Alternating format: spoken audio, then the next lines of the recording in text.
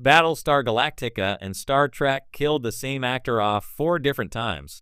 Battlestar Galactica and Star Trek Discovery killed off Rekha Sharma 4 different times. Ronald D. Moore's reimagining of Battlestar Galactica premiered in 2004 and became one of the most well-regarded science fiction television series of all time. With its gritty story and shocking twists, Battlestar Galactica captivated viewers, and none of its characters were ever safe.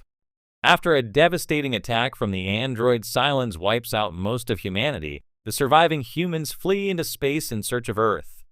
Battlestar Galactica ran for 4 seasons and regularly appears on lists featuring the best television shows of all time. With its premiere in 2017, Star Trek Discovery brought Star Trek into the streaming era and ushered in a new golden era for the franchise. Originally conceived as a prequel to Star Trek, the original series, Discovery followed Michael Burnham, Sonequa Martin Green, on her journey from committing mutiny to becoming a Starfleet admiral. Discovery was met with mixed reviews throughout its 5-season run, but the show ultimately ended as a success and produced numerous spin-offs. Several actors have appeared across both the Battlestar Galactica and Star Trek franchises, including Rekha Sharma, who was killed off in both shows. Rekha Sharma was killed off once in Battlestar Galactica and 3 times in Star Trek Discovery. In Battlestar Galactica, Rekha Sharma portrayed Tori Foster, an aide to President Laura Roslin, Mary McDonnell, who later discovered that she was one of the final 5 Cylons. Foster had initially believed herself to be human, but discovered that she was actually a Cylon at the end of Season 3. Foster comes to embrace being a Cylon more than the others, and she later kills Callie Terrell, Nikki Klein, when Callie learns the identity of the Cylons.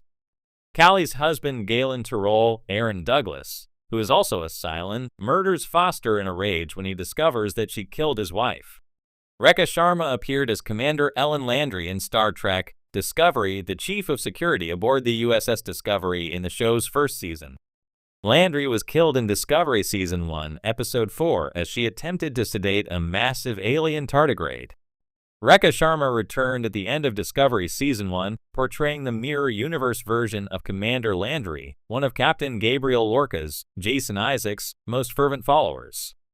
She was killed when Discovery destroyed the flagship of the Terran fleet, the ISS Karen. In an alternate timeline experience by Emperor Philippa Georgiou, Michelle Yeoh, Michael Burnham killed Landry on the ISS Discovery. A Canadian actress of Indo-Fijian descent, Rekha Sharma may be most known for her roles in Battlestar Galactica and Star Trek, but she has appeared in numerous other popular television shows as well. Viewers may recognize her as Dr. Hardin in Smallville, Sarita Malik in V, or Dr. Lorelei Singh in The 100. She has also appeared in episodes of House, Supernatural, Arrow, and The Fosters. Most recently, she portrayed Shivani in Roswell, New Mexico, Jessica Roberts in Yellow Jackets, Nita Davey in Transplant, and Susan Redman in The Cleaning Lady. Although Discovery found ways to bring Landry back as her Mirror Universe counterpart, all of her appearances were quite brief. Throughout all of these very different roles, Rekha Sharma has shown her range as an actress and proven that both Battlestar Galactica and Star Trek Discovery underused her talents. Star Trek Discovery, in particular, set Commander Landry up to be a fascinating character, only to kill her off in the 4th episode of the series. Although Discovery found ways to bring Landry back as her Mirror Universe counterpart, all of her appearances were quite brief. Both Battlestar Galactica and Star Trek Discovery could have given Rekha Sharma more to do and allowed her to bring greater depth to her characters. For actors in science fiction, there's a certain prestige to appearing in iconic franchises like Star Trek or Battlestar Galactica. Both series have served as cultural landmarks, pushing the boundaries of television and cinema with their exploration of morality, humanity, and technology. While they share similarities in genre and themes, they also share something else: their apparent tendency to kill off the same actor repeatedly. In a strange twist of fate, one performer, Richard Hatch, found himself repeatedly meeting untimely ends in both universes. Here's the story of how one actor became the king of Sky-Fi death scenes. Richard Hatch, a Sky-Fi veteran. Before diving into the string of deaths, it's worth noting that Richard Hatch was far more than just a redshirt of science fiction. Hatch was a seasoned actor, best known for playing Captain Apollo in the original Battlestar Galactica series from 1978 to 1979. His portrayal of Apollo made him a beloved figure in the world of sci-fi, symbolizing hope, resilience, and leadership. Hatch also had the unique distinction of returning to Battlestar Galactica decades later in the reimagined 2004 series, not as Apollo, but as Tom Zorak, a morally ambiguous political agitator. Hatch's legacy in science fiction is undeniable, but his recurring on-screen deaths in Star Trek and Battlestar Galactica seem like an ironic footnote in an otherwise illustrious career. Death Hatch 1, Star Trek, The Next Generation, 1987 to 1994.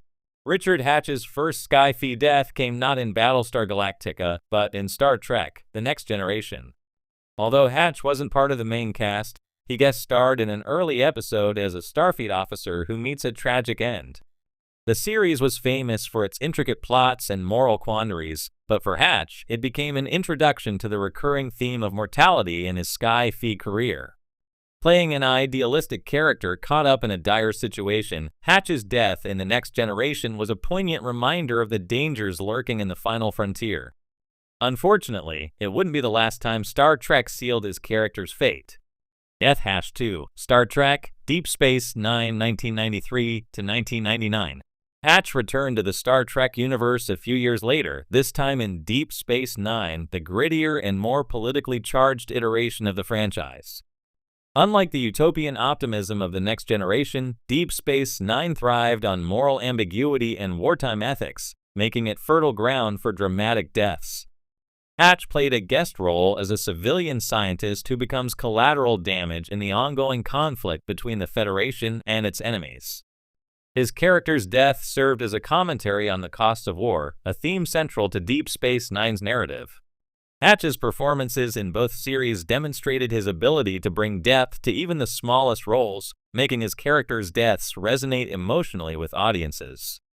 This knack for memorable exits likely contributed to his repeated casting in high-stakes scenarios. Death Hatch 3, Battlestar Galactica, 2004 to 2009. Richard Hatch's third on-screen demise came in the reimagined Battlestar Galactica. Having played the heroic Captain Apollo in the original series, Hatch returned to the franchise as Tom Zorak, a character vastly different from his previous role. Zorak was a revolutionary leader with questionable methods, often walking the line between idealism and tyranny. His arc was one of the most complex in the series, exploring themes of power, morality, and redemption.